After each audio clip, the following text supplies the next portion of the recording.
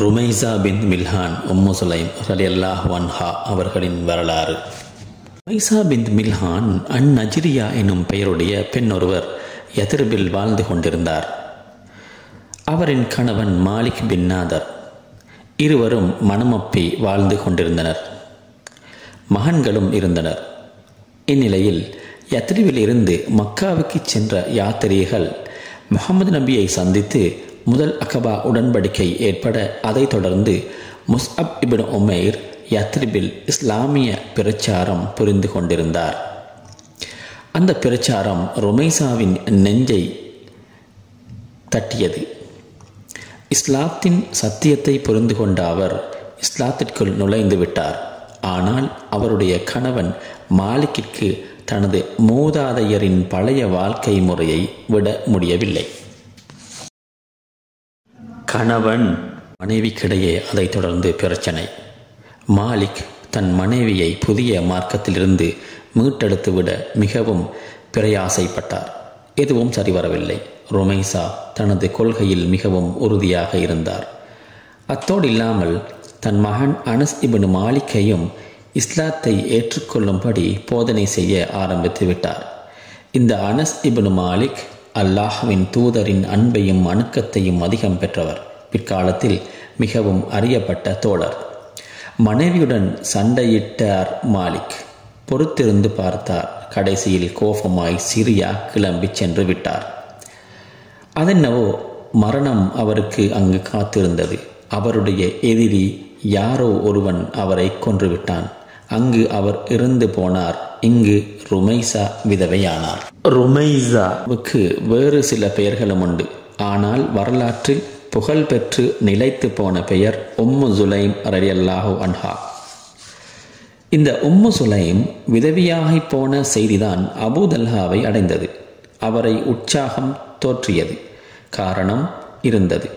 அப்போதைய யத்ரிபில் உம்மு சுலைம் மிக சிறந்த நல்லொழுக்கங்கள் நிறைந்த மாது, அறிவாற்றலில் மிகைத்திருந்தவர். இத்தகைய ஒரு மங்கையை மனைவியாக அடைவது பாக்கியம் என்று நிறைய ஆண்கள் ஆர்வமுடன் காத்திருந்தனர். அவர்களை தான் முந்திக் கொள்ள வேண்டும் என்று நினைத்தார் அபூ தல்ஹா. அபூ தல்ஹா அழகானவர் மட்டுமல்ல, அவர் சார்ந்திருந்த இனத்தின் தலைவர்.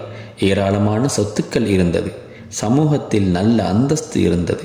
உம்மு சுலைமின் அதே பனு நஜ்ஜார் கோத்திரம்தான் இருவரும். தவிர அக்கோத்திரத்தின் மிக சிறந்த போர் வீரர். யத்ரிப் நகரில் அவர் ஓர் அசாத்திய வில்லாளி. இத்தகைய தகுதிகள் அமைய பெற்ற தன்னை மனம் முடிக்க உம்மு சுலைமிற்கு ஆட்சேபம் இருக்க முடியாது என்று அவர் திட்டவட்டமாக தோன்றியது. உடனே பெண் கேட்க கிளம்பிவிட்டார். வழியில்தான் அவருக்கு அந்த எண்ணம் வந்து ஓடியது. மக்காவிலிருந்து வந்திருக்கும் முஸ்அப் பின் உமைர் எனும் முஸ்லிம் பிரச்சாரகர் சொல் கேட்டு அந்த பெண் முஹம்மதை ஏற்றுக்கொண்டு அவரது மார்க்கத்தை தழுவியுள்ளாரே, அதனால் தன்னை வேண்டாம் என்று மறுத்து விடுவாரோ? மறுக்க மாட்டார். அவருடைய முதல் கணவன் இஸ்லாத்தை ஏற்றுக்கொண்டிருக்கவில்லையே, எனவே அது ஒரு பிரச்சனையாக அமைய வாய்ப்பில்லை என்று தன்னைத்தானே தோள்குலுக்கி தேற்றிக்கொண்டார்.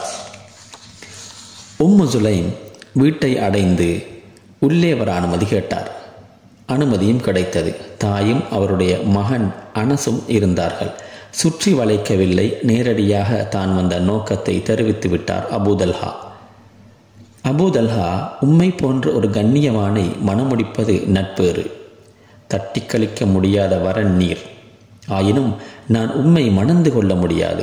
ஏனெனில் எனக்கு நீர் வேற்று சமயத்தவராகிவிட்டீர். தன்னுடைய பதிலையும் உடனே நேரடியாக தெரிவித்து விட்டார் உம்மு சுலைம். அபூ தல்ஹாவிற்கு நம்ப முடியவில்லை. அந்த பதிலில் நம்பிக்கை ஏற்படவில்லை. மதத்தை காரணமாக கூறுவது ஒரு சாக்குப்போக்காகத்தான் இருக்க வேண்டும். அநேகமாய் தன்னை விட செல்வந்தனையோ தனது கோத்திரத்தை விட சக்தி வாய்ந்த கோத்திரத்தை சார்ந்த வேறு எவரையோ அவர் முன்னரே தேர்ந்தெடுத்திருக்க வேண்டும் என்று அவருக்கு தோன்றியது. உண்மையை சொல்லுங்கள், ஏன் என் மனம் புரிந்து கொள்ள மறுக்கிறீர்கள் உம்மு சுலைம்? வேறு காரணம் ஏதும் இருக்கும் என்று நினைக்கிறீர்களா என்ன?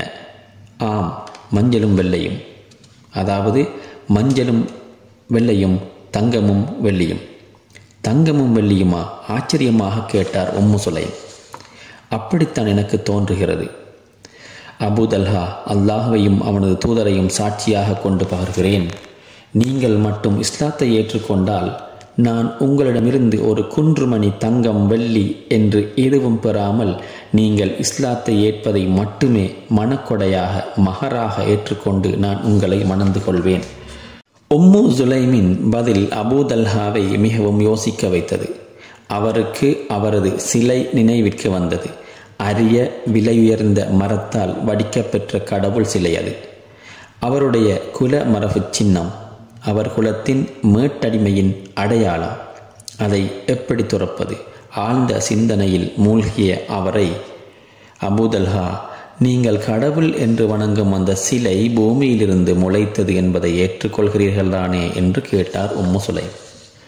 ஆம், ஒரு மரத்திலிருந்து வெட்டியெடுக்கப்பட்ட ஒரு பகுதியை சிலையாக வடித்து தாங்கள் கடவுள் என்கிறீர்கள். மீத பகுதிகளை எடுத்துச் சென்றவர்கள் அதை நெருப்புக்காக பயன்படுத்தி குளிர்காயவோ சமையலுக்கோ உபயோகப்படுத்துகிறார்கள். இது தங்களுக்கு விந்தையாகவோ சங்கடமாகவோ தோன்றவில்லையா?